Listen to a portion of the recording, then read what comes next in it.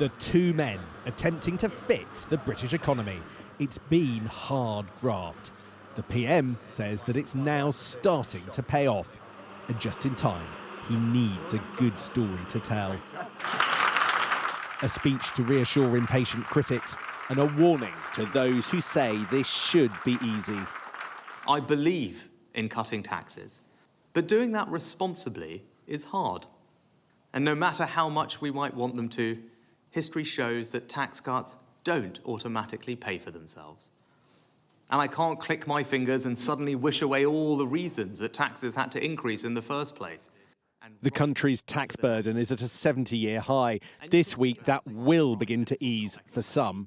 Now that inflation is halved and our growth is stronger, meaning revenues are higher, we can begin the next phase and turn our attention to cutting tax.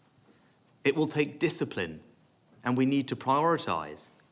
But over time, we can and we will cut taxes.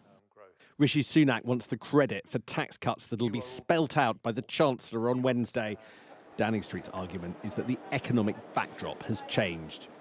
Inflation is down, but still high. And the rest of the picture is far from rosy.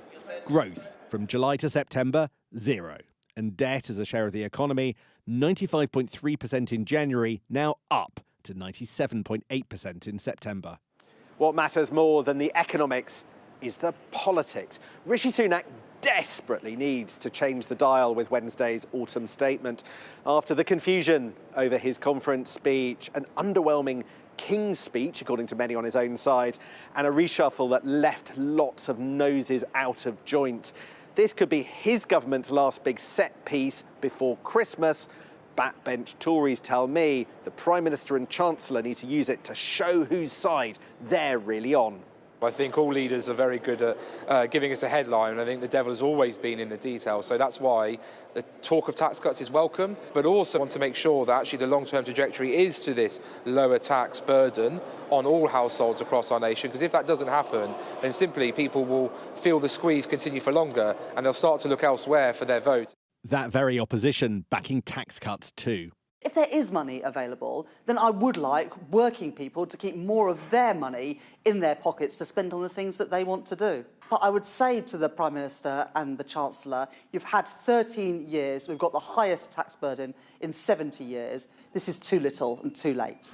Jane, what do you think? Is this about right? Tax cuts, the foundation for a big rebuilding job. But will people like the finished product?